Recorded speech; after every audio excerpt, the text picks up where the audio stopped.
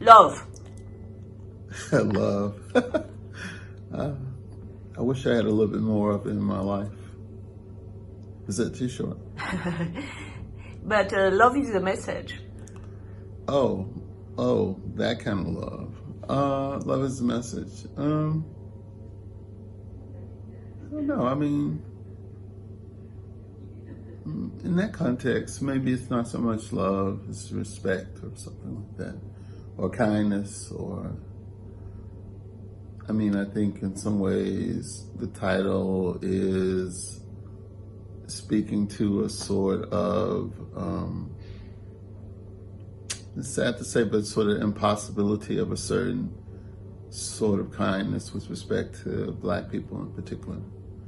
Not so much just violence, but just a kind of lack of care, I guess.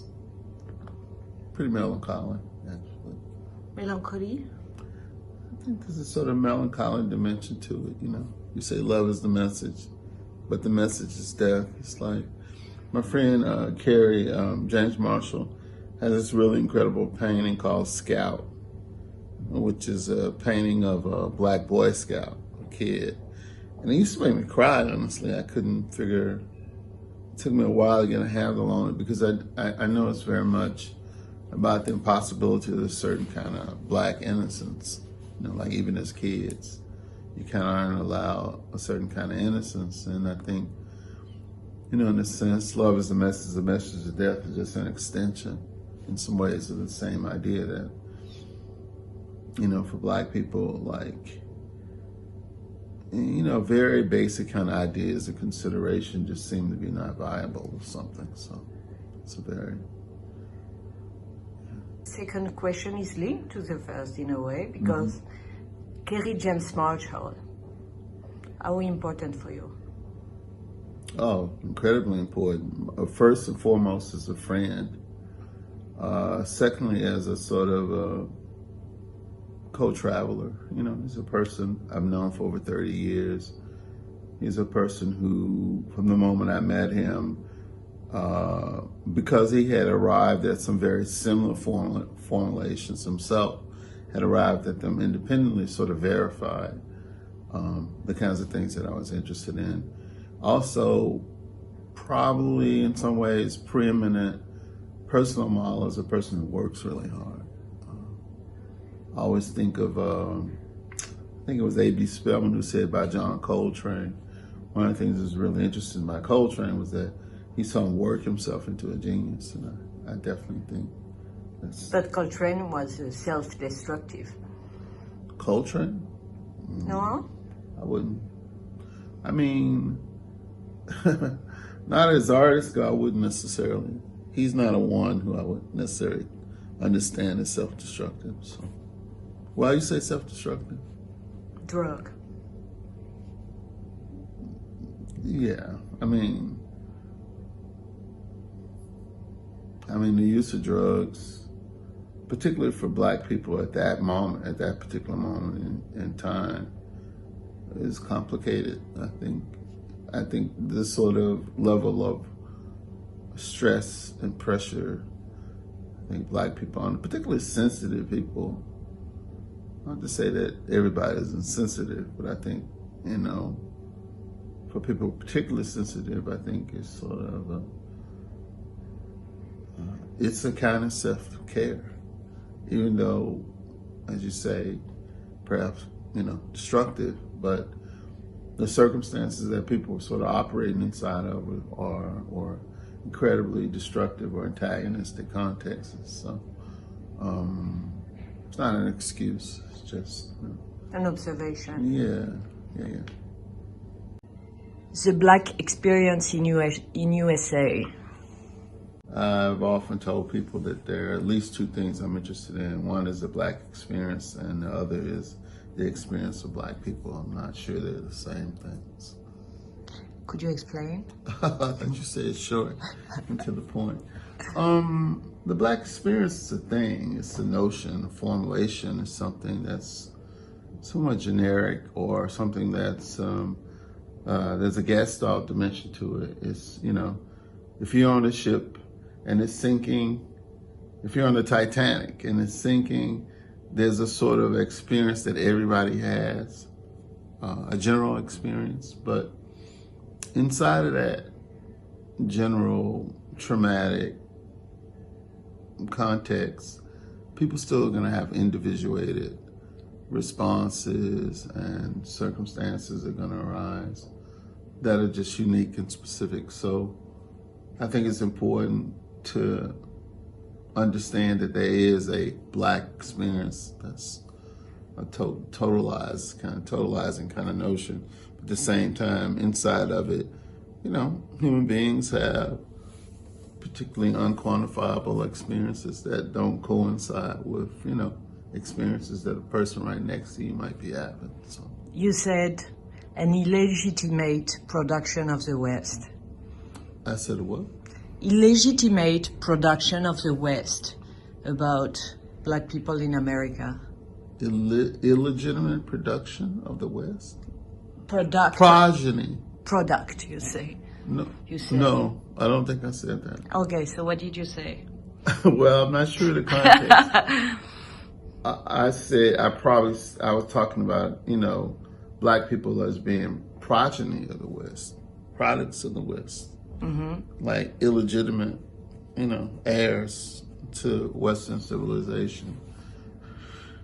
Typically, and Black people do this themselves quite often, we understand ourselves a difference, as being not products of the West, as being products of Africa, or something like that. But I think we're both, I think we both are in and out of the West simultaneously. I mean, this is really not that different from, in some ways, what Du Bois talked about when he talked about double consciousness.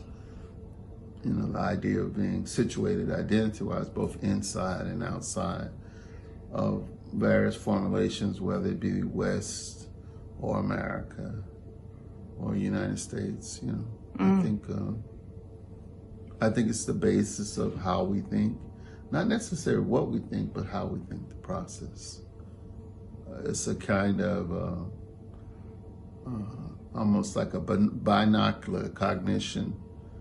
In the same way with binocular vision, what happens is because you have two eyes and they're not in the same place, your brain triangulates, and that creates what you call depth, a sense of depth, space. And I think to a certain degree, this sort of double consciousness that is observable in Black people produces a kind of cognition that's it's a little different from the sort of classic singular subject position. Okay. Kanye West. A very talented guy. You collaborated with him?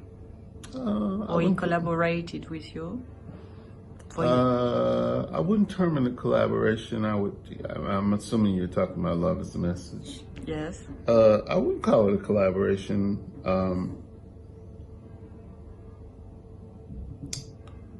It's a mix.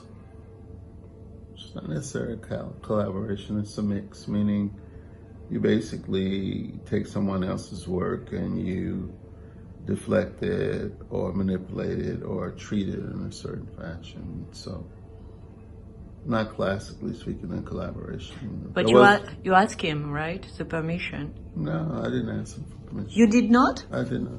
Oh, wow. I didn't know him. And so, did he see your work? He did eventually. And? Nothing? He said he liked it. Ah, nice. Yeah. Ah, you didn't ask. Wow. No. So, but the music is something very important to you. Super important. Yes. The marriage of music and images, right? Depends on what you consider marriage. Okay, it's tell a me. co-occupancy. That was the big thing in Love is the Message. The message is death. What was the big thing? The marriage between music and in your work. Mm-hmm. I think you invented something. I don't know about that, but Yeah, somebody said, you invented montage. I was like, yeah, right.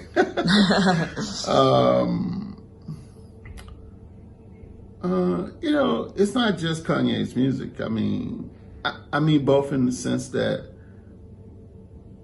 you know, as much as anything, you know, Kanye West as a sort of creative entity is an umbrella term. You know, he has a lot of collaborators. It's not to diminish or take anything away from his genius, but you know, a lot of people worked on that song, both conceptually and in terms of executing it. And I think that's always the case, you know. I mean, it's a little easier to understand if you say the Rolling Stones or Led Zeppelin, because it's a stand-in for multiple creative entities that work together. But oftentimes, if you say Marvin Gaye or Sly Stone, or James Brown or Elvis Presley, it's sort of masks the reality that it's actually more than one person that's creating the thing. But you choose this one.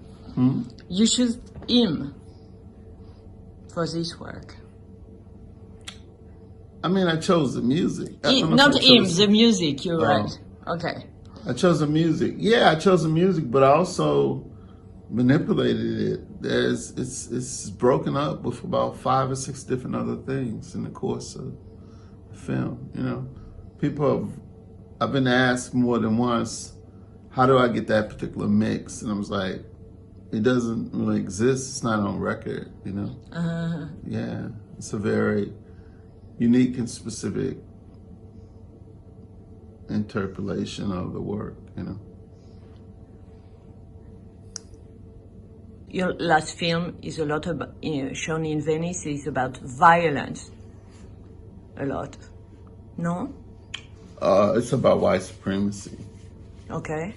Which is a very violent formulation, but yeah. I'm supposed to say something about that. I mean, you know, it's about the tension. I mean, that piece is about the tension between my understanding of white supremacy and the fact that there are multiple people in my life who I care about who are white. In some ways, it's very much trying to parse out the difference between white people and whiteness.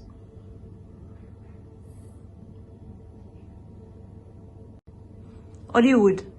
Hollywood? It's a sign in LA where I live.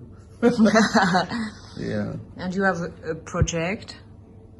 A film project? I'm not sure. I'm trying to figure it out. If I do, I don't. But nothing definite yet. I thought it was. Yeah, it's in progress. It's in process more than progress, I would say. Success? Success.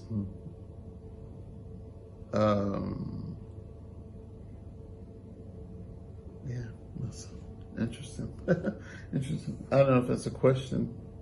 I'm still getting my head wrapped around it, you know. I'm not sure. I'm very distrustful, maybe in some ways, of sort of external ideas of success. I think I never sort of want to give over to anything outside of myself a sense of, you know, being verified, I guess.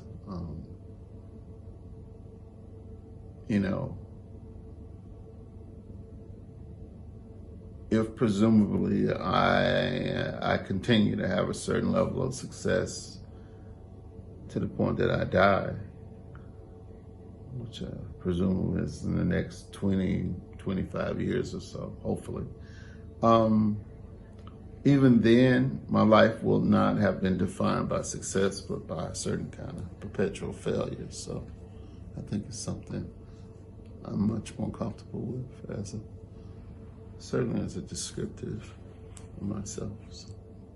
You speak very low now. Oh, okay. Your next dream? My next dream?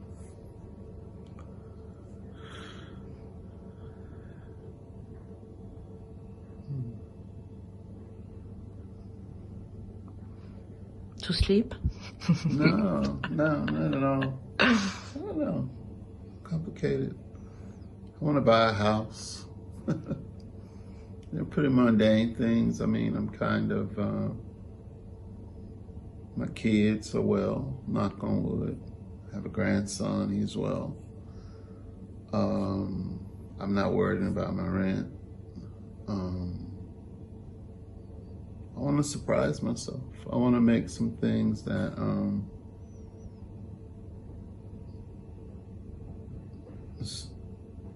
supersede what I imagine myself being capable of. Certainly 20 years ago, for sure 10 years ago, and definitely 5 years ago. Merci. Okay.